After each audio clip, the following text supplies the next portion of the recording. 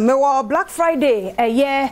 Franko Trading Enterprise for ewaha nti fiada na na yewram no opportunity ni won hyase November 13th na on be wie ending nti hye no so esi awie ye fast na ne bowram na so kwoje wode say your mobile phones na wo hia air conditions fridges speakers so na washing machine television and niema hodo bia bowra